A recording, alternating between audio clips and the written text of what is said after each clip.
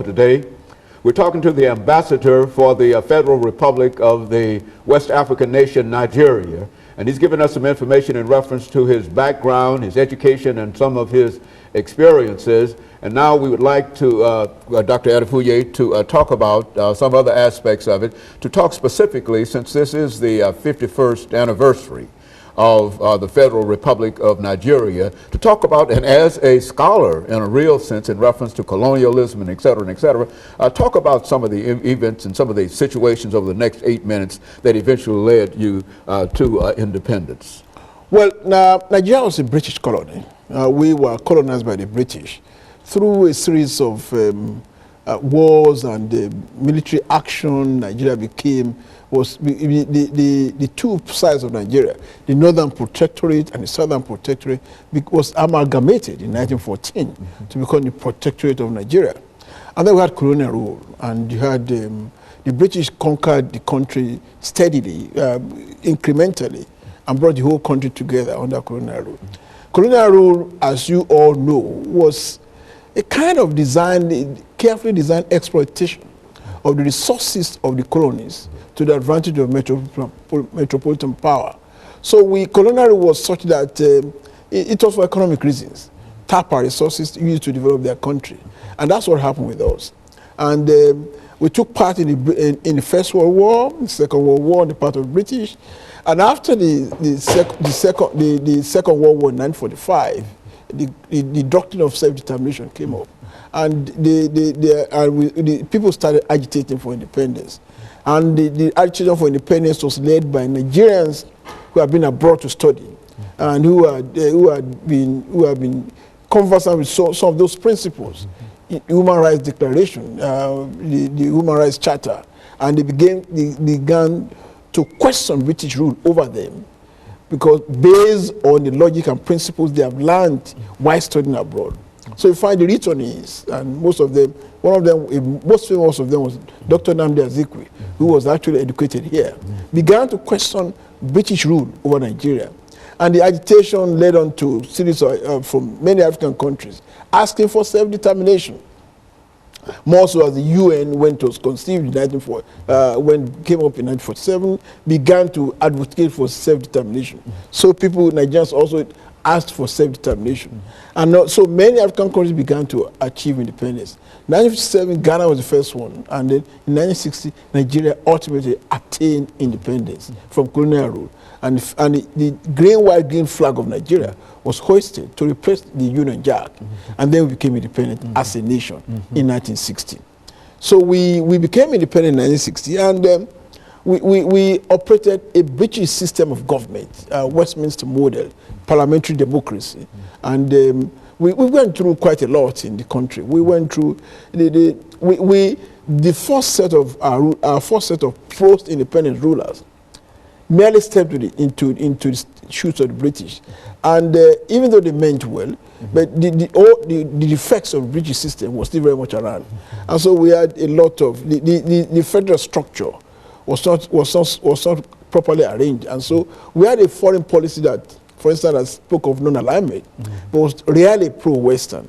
And then, of course, our first set of politicians saw themselves as succeeding imperialists. And so administration was done in the best interest of the people.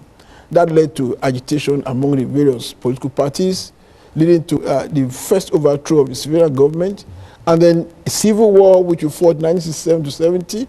And then by the end of the civil war, it was clear to everyone that Nigerians will have to live together as the same people. And so the civil war ended with General Yakubu Gowon, who became head of state, saying that no victor, no vanquish, that nobody will ever question the territorial integrity of Nigeria, and we were prepared to live together as one indivisible set of people. So since then and a lot of things happened after this.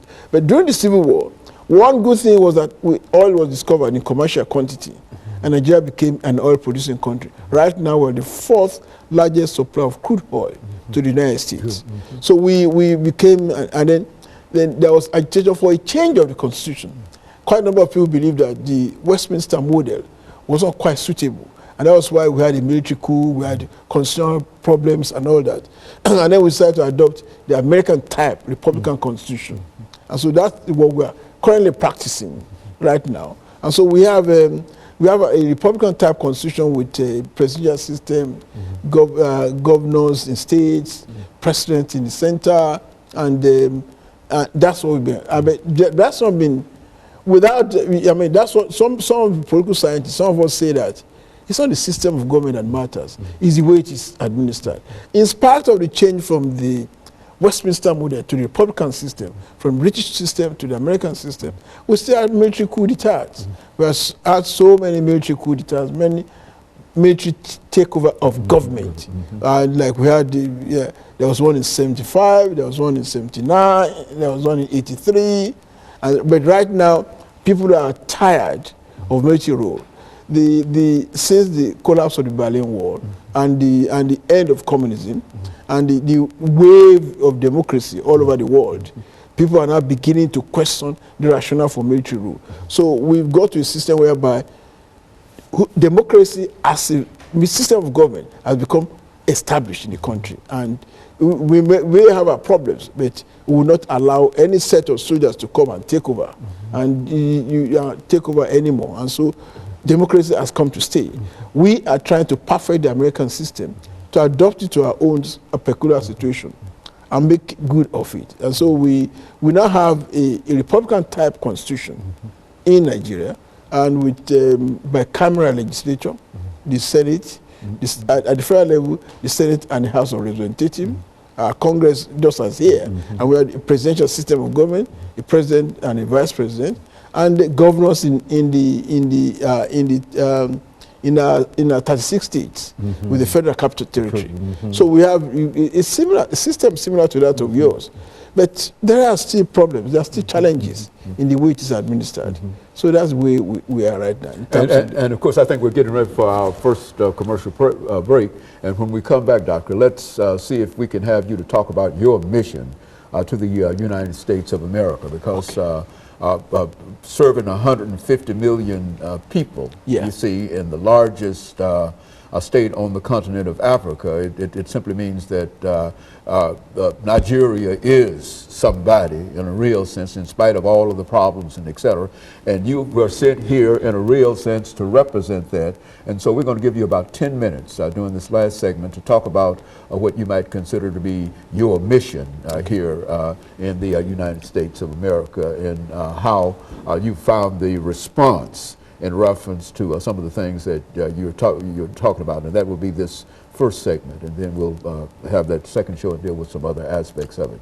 But that's what we want you to talk about when this next segment starts within the next 15 or 20 seconds, and then we'll be able to pick up at that particular point. And we'll be back with our audience following this very, very short commercial break.